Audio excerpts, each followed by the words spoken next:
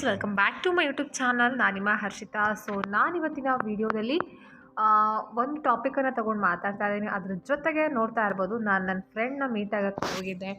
So ಒಂದು function ಇತ್ತು. So ಹಾಗಾಗಿ ನನ್ನ ಫ್ರೆಂಡ್ ಸಿಕ್ಕಿಲ್ಲ ಆಫ್ಟರ್ ಎ ಲಾಂಗ್ ಟೈಮ್ ಅಂತಲೇ ಹೇಳ್ಬೋದು. ಸೊ ಇದು ಬಂದು ದೇವಸ್ಥಾನ. ಈ ವ್ಲಾಗ್ ಇಷ್ಟ ಆದರೆ ಪ್ಲೀಸ್ ಲೈಕ್ ಮಾಡಿ, ಹಾಗೆಯೇ ಶೇರ್ ಮಾಡಿ, ಕಮೆಂಟ್ ಮಾಡಿ, ಸಬ್ಸ್ಕ್ರೈಬ್ ಮಾಡದೆ ನೋಡ್ತಾ ಇದ್ದರೆ ನನ್ನ ಚಾನಲ್ ಸಬ್ಸ್ಕ್ರೈಬ್ ಮಾಡ್ಕೊಳ್ಳಿ. ಸೊ ಇವತ್ತಿನ ವೀಡಿಯೋದಲ್ಲಿ ಏನಪ್ಪ ಅಂದರೆ, ತುಂಬ ಜನಕ್ಕೆ ಕ್ವಶನ್ ಏನಂದರೆ, ಮನೆಯಲ್ಲೇ ಇರ್ತೀರಾ ನೀವು, ಏನು ಮಾಡ್ತೀರಾ, ಬೋರ್ ಆಗಲ್ವಾ? ಹಾಗೆಯೇ ಮನೆಯಲ್ಲೇ ಇರ್ತೀರಾ, ಇದೆಲ್ಲ ನಿಮಗೆ ಯೂಟ್ಯೂಬ್ ಚಾನಲ್ ಬೇಕಾ, ಮನೆಯಲ್ಲೇ ಮುಸ್ಸಿರ ತಿಕ್ಕೊಂಡು ಬಿದ್ದಿರೋಕ್ಕಾಗಲ್ವಾ? ಸೊ ಇದೆಲ್ಲ ಏನಕ್ಕೆ ತೋರಿಸ್ಬೇಕು ಅನ್ನೋಂಥದ್ದು ತುಂಬ ಜನರಿಗೆ ಇರುತ್ತೆ. ಸೊ ಇವತ್ತು ಆ ಒಂದು ಟಾಪಿಕನ್ನು ತೊಗೊಂಡು ನಾನು ಮಾತಾಡ್ತಾ ಇದ್ದೀನಿ. ಹೆಣ್ಮಕ್ಳು ಅಂದ ತಕ್ಷಣ ಮದುವೆ ಆಗಲಿ ಅಥವಾ ಮದುವೆಗಿಂತ ಮುಂಚೆ ಆಗಿರಲಿ, ಸೊ ಅವ್ರ ಮನೆ ಕೆಲಸನೇ ಮಾಡಬೇಕು ಅನ್ನೋಂತಹ ರೂಲ್ಸ್ ರೆಗ್ಯುಲೇಷನ್ಸ್ ಏನೂ ಇಲ್ಲ. ಸೊ ಮನೆ ಕೆಲಸ ಜೊತೆಗೆ ಎಲ್ಲ ಕೆಲಸಗಳನ್ನು ಕೂಡ ಮಾಡ್ಕೊಬೋದು ಹೆಣ್ಮಕ್ಳು. ಸೊ ತುಂಬ ಜನರು ಇನ್ಸಲ್ಟ್ ಮಾಡುವಂಥದ್ದು, ಒಂದು ಹೆಣ್ಣನ್ನು ಬರೀ ಮನೆ ಕೆಲಸಕ್ಕೆ ಮಾತ್ರ ಸೀಮಿತ ಅನ್ನೋಂಥದ್ದು ನೋಡುವಂಥದ್ದು ನಿಜವಾಗ್ಲೂ ತಪ್ಪು ಅಂತಲೇ ಹೇಳ್ತೀನಿ. ಸೊ ನನಗೂ ಅಷ್ಟೇ, ಮನೆಯಲ್ಲಿ ನಾನು ಇರ್ತೀನಿ, ನಾನು ಏನು ಕೆಲಸ ಮಾಡ್ತೀನಿ. ಸೊ ಮನೆಯಲ್ಲೇ ಇರ್ತೀರಾ, ಬೋರ್ ಆಗಲ್ವಾ ಅಂದರೆ ಖಂಡಿತವಾಗ್ಲೂ ಬೋರ್ ಆಗಲ್ಲ. ಯಾಕಂದರೆ ಮನೇಲಿ ಮಾಡೋದಕ್ಕೆ ಕೆಲಸಗಳು ತುಂಬ ಇರ್ತವೆ. ಸೊ ಕ್ಲೀನಿಂಗ್ ಆಗಿರ್ಬೋದು, ಎಲ್ಲನೂ ಆಗಿರ್ಬೋದು. ಸೊ ತುಂಬ ಕೆಲಸಗಳಿರ್ತವೆ. ಸೊ ಅದ್ರ ಮಧ್ಯದಲ್ಲಿ ಯೂಟ್ಯೂಬನ್ನು ಮಾಡಿಕೊಂಡು ಫ್ಯಾಮಿಲಿ ನೋಡ್ಕೊಂಡು ಮಾಡೋದು ತುಂಬಾ ಕಷ್ಟ ಇದೆ. ಸೊ ಎಲ್ಲರಿಗೂ ಕೂಡ ಅಷ್ಟೇ, ನೋಡಿದಷ್ಟು ಸುಲಭ ಇಲ್ಲ ಯಾವುದು ಕೂಡ, ಹಾಗೆಯೇ ಬಾಯಲ್ಲಿ ಹೇಳಿದಷ್ಟು ಯಾವುದು ಸುಲಭ ಇಲ್ಲ. ಸೊ ಅದನ್ನು ಇವಾಗ ಒಬ್ಬ ತಾಯಿ ಮಾಡೋಂಥ ಕೆಲಸನ ತಾಯಿ ಮಾಡಿದಾಗಲೇ ಗೊತ್ತಾಗುವಂಥದ್ದು. ಸೊ ಇನ್ನೊಬ್ಬರು ಅದನ್ನು ಹೇಳೋದಕ್ಕೆ ತುಂಬಾ ಈಸಿ. ಯಾರೇ ಆಗಲಿ ಅವರಿಗೆ ಹೇಳುವಾಗ ಏನಂತ ಹೇಳ್ತಾರೆ, ಹೇಳಿದಾಗ ಏನು ಅನ್ಸೋದೇ ಇಲ್ಲ. ಸೊ ಮಾಡಿದಾಗಲೇ ಗೊತ್ತಾಗುತ್ತೆ ಅದರ ವ್ಯಾಲ್ಯೂ ಏನು ಅನ್ನುವಂಥದ್ದು. ಸೊ ಮನೇಲಿ ಇರ್ಬೋದಲ್ಲ, ಇದೆಲ್ಲ ಏನಕ್ಕೆ ಬೇಕು ಅಂದರೆ, ಸೊ ನಾವು ಯಾರನ್ನೋ ಮೆಚ್ಚಿಸೋದಕ್ಕೋಸ್ಕರ ಆಗಲಿ ಇದನ್ನು ಶುರು ಮಾಡಿಲ್ಲ ಯೂಟ್ಯೂಬನ್ನು. ಸೊ ನಮ್ಮ ಒಂದು ಟ್ಯಾಲೆಂಟ್ಗಳನ್ನು ಶೋ ಮಾಡೋದಕ್ಕೆ, ಅಂದರೆ ತೋರಿಸೋದಕ್ಕೆ, ನಮ್ಮಲ್ಲಿ ಏನಿದೆ ನಮ್ಮ ಪ್ರತಿಭೆಗಳನ್ನು ತೋರಿಸೋದಕ್ಕೆ ಯೂಟ್ಯೂಬ್ ಚಾನಲ್ ಶುರು ಮಾಡಿರ್ತಾರೆ ಪ್ರತಿಯೊಬ್ಬರು ಕೂಡ, ಹೆಣ್ಮಕ್ಳೇ ಆಗಿರಲಿ ಯಾರೇ ಆಗಿರಲಿ. ಸೊ ಕೆಲಸ ಇಲ್ಲದೆ ಯಾರೂ ಕೂಡ ಇದನ್ನು ಮಾಡೋದಿಲ್ಲ. ಸೊ ಏನೆಲ್ಲ ಗೊತ್ತಿದೆ ಆ ವಿಷಯನ 4 ಜನರಿಗೆ ಶೇರ್ ಮಾಡಿಕೊಂಡ್ರೆ ಒಂದು ನಮಗೂ ಕೂಡ ತೃಪ್ತಿ ಇರುತ್ತೆ, ನಮಗೂ ಕೂಡ ಒಂಥರ ಖುಷಿ ಆಗುತ್ತೆ ಅಂತ ನಾನು ಕೂಡ ಅಷ್ಟೇ ಯೂಟ್ಯೂಬ್ ಚಾನಲ್ ಶುರು ಮಾಡಿರುವಂಥದ್ದು. ಸೊ ಯಾವತ್ತೂ ಅಷ್ಟೇ ಚುಚ್ಚಿ ಇನ್ನೊಬ್ಬರಿಗೆ ಮಾತಾಡಬೇಡಿ. ನಿಮ್ಮ ಕೈಲಾದರೆ ಸಪೋರ್ಟ್ ಮಾಡಿ, ಅಷ್ಟೇ ಮಾಡಿಬಿಟ್ರೆ ನಿಮಗೇನು ಕೆಲಸ ಅಲ್ವಾ, ಮಾಡೋಕ್ಕೇನೇ ಕೆಲಸ ಅಲ್ವಾ, ಮನೆಯಲ್ಲೇ ಕೂತ್ಕೊಂಡು ಮೊಸರು ತಿಕ್ಕೊಂಡು ಬಿದ್ದಿರ್ಬೋದಲ್ಲ ಅಂತ ಎಲ್ಲ ಹೇಳ್ತಿರಲ್ವ. ಸೊ ಹೇಳೋದಕ್ಕಿಂತ ಮುಂಚೆ ಸ್ವಲ್ಪ ಯೋಚನೆ ಮಾಡಿ ಅವಾಗಾದರೂ ಉದ್ಧಾರ ಆಗ್ತೀರಾ. ಇನ್ನೊಬ್ಬರಿಗೆ ಕೆಟ್ಟದನ್ನು ಬಯಸಿದ್ರೆ ನಮಗೂ ಕೂಡ ಕೆಟ್ಟದೇ ಆಗುವಂಥದ್ದು. ಸೊ ನಮಗೆ ಇವಾಗ ಒಂದು ಕ್ಷಣಕ್ಕೆ ನಾವು ಕೆಟ್ಟದ್ದು ಬಯಸಿದ್ರೆ ಖುಷಿ ಸಿಗ್ಬೋದು. ಕೆಲವರು ಏನು ಅಂದರೆ, ಮೂರನವರ ಮಾತನ್ನು ಕೇಳ್ಕೊಂಡು ಇನ್ನೊಬ್ಬರ ಬಗ್ಗೆ ಸುಳ್ಳು ಅಪವಾದ ಮಾಡುವಂಥದ್ದು, ಅವ್ರು ಏನು ತಪ್ಪೇ ಮಾಡದೇ ಅವ್ರು ತಪ್ಪು ಮಾಡಿದ್ದಾರೆ ಅನ್ನುವಂಥದ್ದನ್ನು ಏನು ಮಾಡಿ ತೋರಿಸೋಂಥದ್ದು. ಆದರೆ ಪ್ರೂವ್ ಮಾಡೋಕ್ಕೆ ಅವ್ರ ಕೈಯಲ್ಲಿ ಆಗಲ್ಲ. ಆದರೂ ಕೂಡ ಏನು ಅಂದರೆ, ಮೂರನವರ ಮಾತನ್ನು ಕೇಳಿಕೊಂಡು ನೀವೇನಾದರೂ ಸುಮ್ಮನೆ ಏನಾಗುತ್ತೆ ಗೊತ್ತಾ, ಆ ಒಂದು ಸಂಬಂಧನೇ ಕಳ್ಕೊಂಡಾಗುತ್ತೆ. ಇವಾಗ ಫ್ರೆಂಡ್ಸ್ ಆಗಿರಲಿ, ಫ್ರೆಂಡ್ಸ್ ಚೆನ್ನಾಗಿರ್ತಾರೆ, ಯಾರೋ ಏನೋ ಹೇಳಕ್ಕೆ ಬರ್ತಾರೆ, ಅವ್ರನ್ನ ಮಾತನ್ನು ಕೇಳಿಕೊಂಡು ಫ್ರೆಂಡ್ ಮೇಲೆ ಅನುಮಾನ ಪಡುವಂಥದ್ದು. ಸೊ ಇದನ್ನು ಮಾಡಿದ್ರೆ ನೀವು ಆ ಒಳ್ಳೆ ವ್ಯಕ್ತಿನ ಕಳ್ಕೊತೀರಾ. ಸೊ ನಿಮಗೆ ಇವಾಗ ಗೊತ್ತಾಗಲ್ಲ, ಮುಂದೆ ಖಂಡಿತವಾಗ್ಲೂ ಆ ಒಂದು ಪಶ್ಚಾತ್ತಾಪ ಅನ್ನುವಂಥದ್ದು ಖಂಡಿತವಾಗ್ಲೂ ನೀವು ಪಡ್ತೀರಾ ಅಂತಲೇ ಹೇಳ್ತೀನಿ. ಸೊ ಅದಕ್ಕೋಸ್ಕರ ನಾವು ಇನ್ನೊಬ್ಬರ ಬಗ್ಗೆ ಮಾತಾಡೋದಕ್ಕಿಂತ ಮುಂಚೆ ಸ್ವಲ್ಪ ನಾವು ಯೋಚನೆ ಮಾಡಬೇಕಾಗತ್ತೆ. ಸೊ ಹೆಣ್ಮಕ್ಳು ಅಷ್ಟೇ, ಎಲ್ಲ ಕೆಲಸನೂ ಕೂಡ ಗೊತ್ತಿರಬೇಕು ಹೆಣ್ಮಕ್ಳಿಗೆ. ಸ್ವಿಮ್ಮಿಂಗ್ ಆಗಿರ್ಬೋದು, ಪ್ರತಿಯೊಂದೂ ಕೂಡ ಗೊತ್ತಿರಬೇಕು.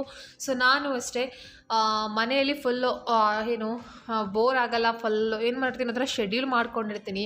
ಸೊ ಫ್ಯಾಮಿಲಿ, ಆಮೇಲೆ ಯೂಟ್ಯೂಬು ಎಲ್ಲನೂ ಕೂಡ ನಾನು ಮ್ಯಾನೇಜ್ ಮಾಡ್ತಾಯಿದ್ದೀನಿ. ಸೊ ಹೆಣ್ಣು ಅಂದ ತಕ್ಷಣ ಎಲ್ಲ ಕೂಡ ಫ್ಯಾಮಿಲಿ, ಒಂದು ಮಗಳಾಗಿ, ಒಂದು ಸೊಸೆಯಾಗಿ, ಹೆಂಡತಿಯಾಗಿ, ತಾಯಿಯಾಗಿ ಎಲ್ಲನೂ ಕೂಡ ಕರ್ತವ್ಯವನ್ನು ನಿರ್ವಹಿಸಬೇಕು. ಸೊ ಅದು ಗೊತ್ತಾಗೋದಿಲ್ಲ.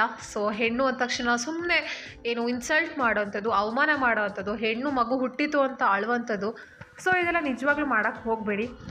ಸೊ ನನಗೆ ಅನಿಸಿರೋ ಪ್ರಕಾರ ಹೆಣ್ಮಗುನೇ ಗ್ರೇಟ್. ಯಾಕಂದರೆ ನನಗೂ ಮಗಳಿದ್ದಾಳೆ. ಸೊ ನಾನು ಎಷ್ಟೊಂದು ಸಲ ನನಗೆ ಹುಷಾರು ತಪ್ಪಿದಾಗ ನನ್ನ ಮಗಳು ನನಗೆ ತುಂಬ ಸಹಾಯ ಮಾಡಿದ್ದಾಳೆ. ಪ್ರತಿಯೊಂದರಲ್ಲೂ ಕೂಡ ಅಷ್ಟೇ, ಎಲ್ಲ ಕೆಲಸನೂ ಗೊತ್ತಿದೆ ಅದಕ್ಕೆ. ಪಾಪ ಆ ಮಗಳಿಗೆ ಎಲ್ಲ ನನಗೆ ತುಂಬ ಒಂಥರ ಇಂಥ ಹೆಣ್ಮಕ್ಳು ಒಬ್ಬೊಬ್ಬರು ಮನೇಲಿ ಇರಬೇಕು ಅಂತಲೇ ನಾನು ಹೇಳ್ತೀನಿ. ಸೊ ಯಾವತ್ತೂ ಕೂಡ ಇನ್ಸಲ್ಟ್ ಮಾಡಬೇಡಿ, ಹಾಗೆಯೇ ಕೆಟ್ಟದಾಗಿ ಮಾತಾಡಬೇಡಿ. ಅನುಮಾನಗಳು, ಒಬ್ಬರ ಹತ್ರ ಮಾತಾಡಿದರೆ ಅದಕ್ಕೂ ಅನುಮಾನ. ಯಾರೇ ಆಗಿರಲಿ, ಅಣ್ಣ ತಮ್ಮ ಅಂತ ಮಾತಾಡೋಕ್ಕೂ ಕೂಡ ಇಲ್ಲ. ಅಂತಹ ಒಂದು ಇವಾಗ ಏನು ಅಂದರೆ ಅಷ್ಟೊಂದು ಅನುಮಾನಗಳು ಕೂಡ ಇವಾಗ ನೋಡ್ತಾ ಇದ್ದಾರೆ. ಅನುಮಾನದಲ್ಲೇ ನೋಡುವಂಥದ್ದು ಪ್ರತಿಯೊಂದನ್ನು ಕೂಡ. ಸೊ ಏನು ಅಂದರೆ ಹೆಣ್ಮಕ್ಳು ಅಲ್ಲಿ ಹೋದರೂ ತಪ್ಪು, ಇಲ್ಲಿ ಹೋದರೂ ತಪ್ಪು, ಅವ್ನ ಜೊತೆ ಮಾತಾಡಿದ್ರು ತಪ್ಪು, ಇವ್ನ ಜೊತೆ ಮಾತಾಡಿದ್ರು ತಪ್ಪು ಅನ್ನೋಂಥದ್ದನ್ನು ಫಸ್ಟ್ ನೀವು ತೆಗೆದು ಹಾಕಿ. ಸೊ ಫ್ರೀಡಮ್ ಕೊಡಿ, ಅವರಷ್ಟಕ್ಕೆ ಅವ್ರನ್ನ ಬೆಳೆಯೋದಕ್ಕೆ ಬಿಡಿ. ರಿಸ್ಟ್ರಿಕ್ಷನ್ಸ್ ಎಲ್ಲಿ ಮಾಡಬೇಕು ಅಲ್ಲಿ ಮಾಡಬೇಕು. ಸೊ ಈವನ್ ನನ್ನ ಮಗಳಿಗೂ ಕೂಡ ಅಷ್ಟೇ, ಎಲ್ಲ ಕಡೆ ರಿಸ್ಟ್ರಿಕ್ಷನ್ಸ್ ನಾನು ಮಾಡಲ್ಲ, ಎಲ್ಲೆಲ್ಲಿ ರಿಸ್ಟ್ರಿಕ್ಷನ್ಸ್ ಮಾಡಬೇಕು ಅಲ್ಲಿ ಮಾತ್ರ ಮಾಡ್ತೀನಿ.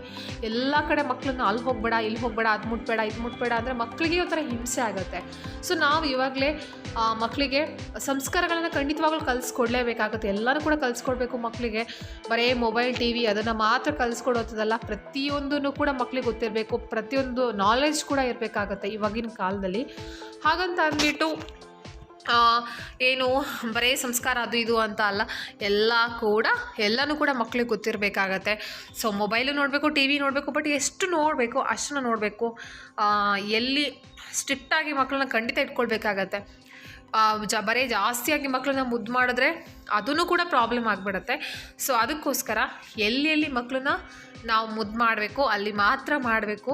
ಸೊ ಎಲ್ಲ ಕಡೆ ಕೂಡ ಇದನ್ನು ಮಾಡಬಾರ್ದು ಅಂತ ಹೇಳ್ತೀನಿ. ಎಲ್ಲ ಕಡೆ ಮಕ್ಕಳನ್ನ ನಾವು ಅವ್ರದ್ದೇ ಸರಿ ಅಂತ ಕೂಡ ನಾವು ವಾದ ಮಾಡೋದಕ್ಕೂ ಕೂಡ ಆಗೋದಿಲ್ಲ.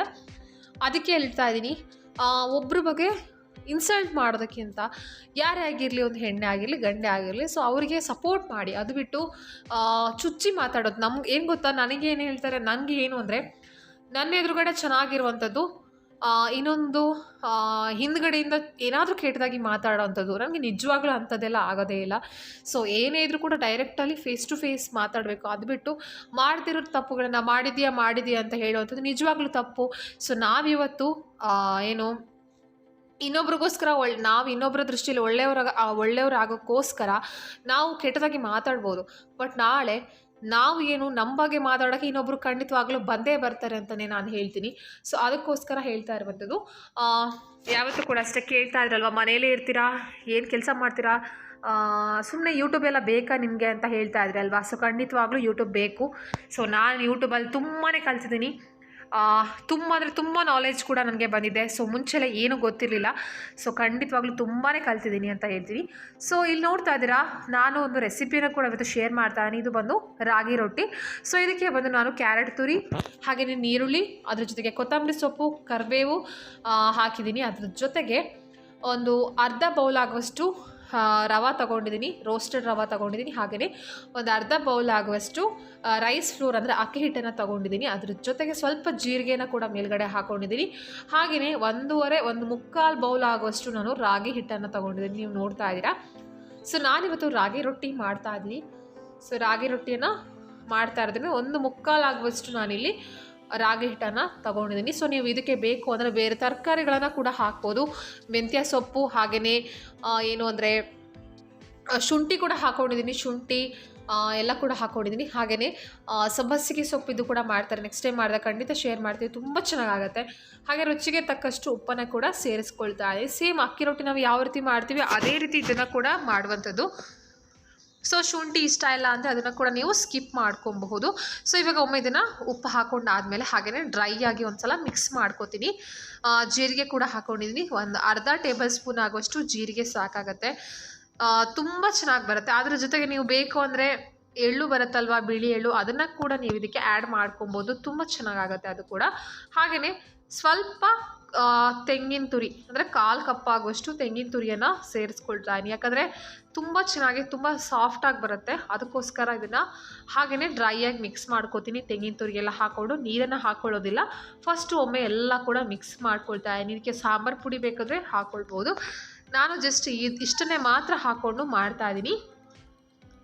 ಸೊ ನೋಡ್ತಿದ್ದೀರಾ, ಜಸ್ಟ್ ಒಮ್ಮೆ ಡ್ರೈಯಾಗಿ ಮಿಕ್ಸ್ ಆಗಲಿ, ಯಾಕಂದರೆ ಉಪ್ಪೆಲ್ಲ ಹಾಕಿರೋದ್ರಿಂದ ಒಂದು ಸಲ ಮಿಕ್ಸ್ ಆಗಲಿ ಅಂತ ಹಾಕ್ಕೊಂಡ್ಬಿಟ್ಟು ನೋಡಿ ಜಸ್ಟ್ ಮಿಕ್ಸ್ ಮಾಡ್ಕೊಳ್ತಾ ಇದ್ದೀನಿ.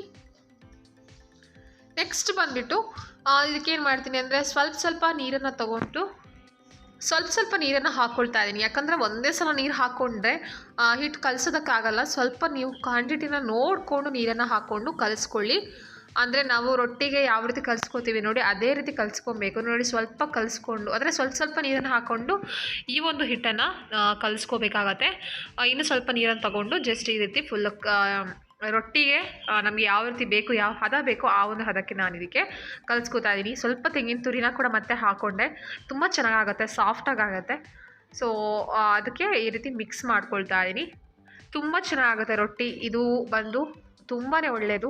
ರಾಗಿ ಅಂತೂ ನಮ್ಮ ದೇಹಕ್ಕೆ ತುಂಬಾ ಒಳ್ಳೆಯದು, ತುಂಬಾ ತಂಪು, ತುಂಬ ಚೆನ್ನಾಗಾಗತ್ತೆ. ಸೊ ಕ್ಯಾರೆಟ್ ತುರಿ, ಬೇರೆ ತರಕಾರಿಗಳು ಏನು ಬೇಕೋ ಅದನ್ನು ನೀವು ಹಾಕ್ಕೊಳ್ಬೋದು. ಮೆಂತ್ಯ ಸೊಪ್ಪು ಆಗಿರ್ಬೋದು, ಸಬ್ಬಸಿಗೆ ಸೊಪ್ಪು ಹಾಕಿದ್ರು ತುಂಬ ಚೆನ್ನಾಗಾಗತ್ತೆ.